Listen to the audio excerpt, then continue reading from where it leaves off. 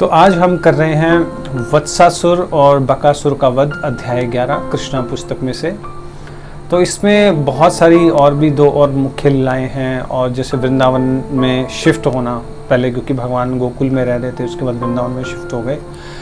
तो सबसे पहले जो प्रारंभ है इस अध्याय का वो इस प्रकार से हो रहा है कि जब भगवान कृष्ण ने अर्जुन वृक्षों को गिरा दिया तो सब ग्वाल बाल और बाकी सब इकट्ठे हो गए। तो देखा भी क्या हो गया, इतनी जोर से क्यों आवाज़ आई है। तो देखा कि दो वृक्ष गिरे हुए हैं और बीच में कृष्ण आराम से खेल रहे हैं। तो सबको लगा कि भी यहाँ तो ये तो असुरों का काम है। किसी ने ग्वाल बालों की बातों पर विश्वास नहीं किया कि भगवान ने ही इन्हें खींच कर गिरा दिया उखल से।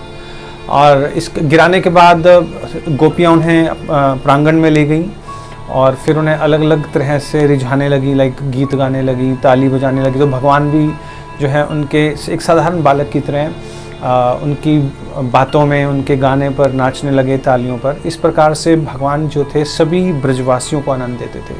और यशोदा देवी जब कहती थी कि मेरे लिए पीड़ा लेके आओ, जबकि भगवान बहुत छोटे थे, फिर भी वो मुश्किल से बैठने के लिए जो पीड़ा था वो उठा कर ले आते, नंद बाबा के लिए खड़ाऊ ले आते, या और कोई भारी चीज़ अगर मंगाते तो वो कहते मेरे से उठाई नहीं जा रही है। इस प्रकार भगवान कृष्ण जो थे अपने भक्तों को आनंद दे रहे थे। और एक दिन वहाँ पर फल बेचने वाली आई। तो भगवान कृष्ण जो थे, पहले इस प्रकार का ट्रेंड था कि कोई फल बेचने आता, बार्टर सिस्टम था। तो भगवान अपने घर से अनाज लेके आए उसके लिए, लेकिन उनके हाथ में कितना आता, वो अनाज भी जो था रास्ते में आधे से ज़्यादा गिर गया, कुछ दाने ही बचे थे। लेकिन वो जो फल बेचने वाली थी इतनी आकर्षित होगी भगवान से, उसने कहा कि ऐसा सुंदर बालक तो देखे नहीं। उसने आकर्षित होकर सारा का सारा प्रेम से जो फल थे वो भगवान को दे दिए, चाहे उसके पास 4 दाने उसे मिले। लेकिन जैसे उसने टोकरी देखी तो उसमें पूरे आभूषण भरे हुए थे। तो श्रील प्रभुपाद बता रहे हैं कि ये जो भगवान है, आप इन्हें कुछ भी देंगे, थोड़ा सा भी, अगर भगवान उस सेवा को स्वीकार कर लेते हैं तो भगवान उसे मल्टीप्लाई करके देते हैं। तो ये शिक्षा देते हैं श्रील प्रभुपाद इस प्रकार इस कथा से।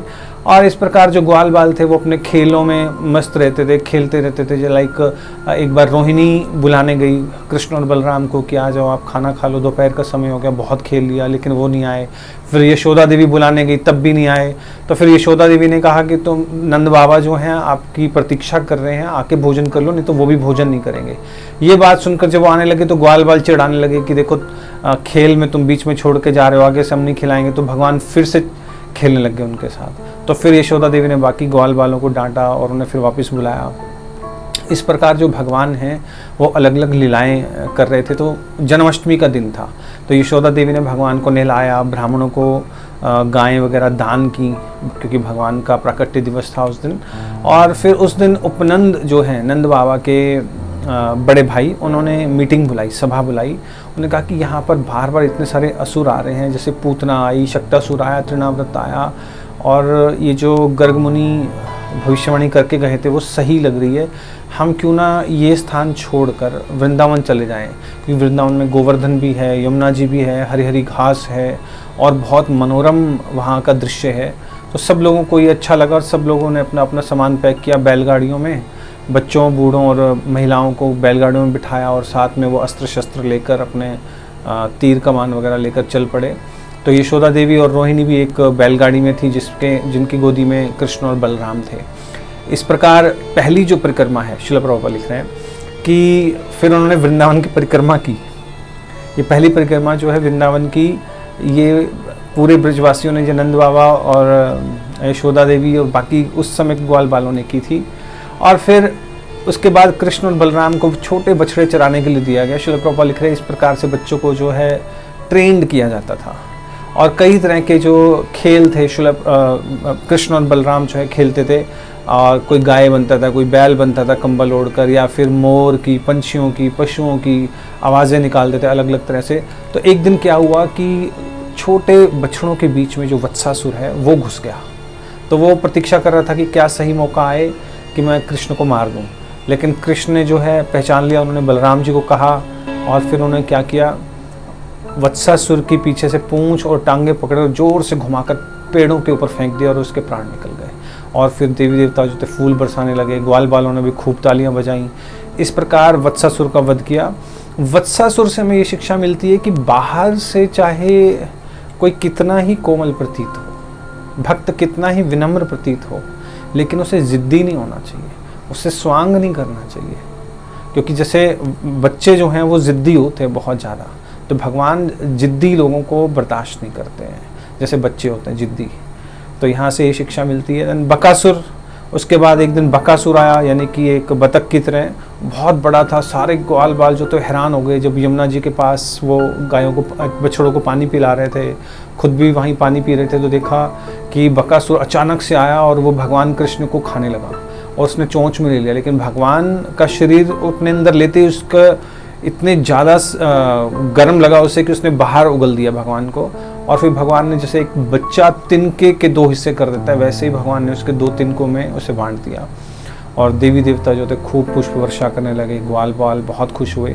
तो इससे भक्ति विनोद ठाकुर लिख रहे हैं कि इस कथा से या बकासुर के से हम क्या शिक्षा मिलती है।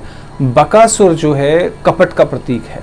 जैसे कई भक्त कहते हैं कि हमारा कोई मित्र नहीं बनता, क्योंकि अगर मन में कपट होगा तो कोई मित्र नहीं बनेगा। जैसे जो बगुला है वो पानी में खड़ा रहता है एक टांग पे, ऐसे लग रहा है तपस्या कर रहा है, लेकिन वास्तव में उसका प्रयोजन होता है मछली पकड़ना। उसी प्रकार कई प्रकार के कपटी भी होते हैं जो बाहर से भक्त होने का स्वांग रचते हैं, लेकिन उनके मन में होता है कि हम लोग किस प्रकार दूसरों का शोषण करें। तो यहाँ से ये शिक्षा हमें मिलती है कि हमें इस प्रकार का भी व्यवहार नहीं करना, नहीं तो भगवान उसे ज़्यादा देर बर्दाश्त नहीं करेंगे, मार ही देंगे। और उसके बाद ये जब वापस घर आए ग्वाल बाल सब, तो सब ने भगवान की प्रशंसा की, लेकिन ब्रजवासियों ने कहा कि भगवान जो हरि हैं वो हमारे बच्चों की रक्षा कर रहे हैं, नहीं तो इतने असुरों से कौन बचा सकता है हमें। और फिर अंत में श्रील प्रभुपाद लिख रहे हैं कि कृष्ण बलराम की इस प्रकार से लीलाओं की चर्चा करते हुए जो ब्रजवासी थे वो तीनों ताप को भूल जाते थे, आदि भौतिक, आध्यात्मिक और आदिदैविक। इसी प्रकार श्रील प्रभुपाद लिख रहे हैं कि आज भी हम लोग भगवान कृष्ण और बलराम की कथाओं की चर्चा करके तीनों ताप को भूल सकते हैं, और ये संभव है कृष्ण भावनामृत में। इसलिए हमें कृष्ण भावनामृत को अपनाना चाहिए। तो ये था आज का अध्याय 11। हरे कृष्णा। श्रील प्रभुपाद की जय।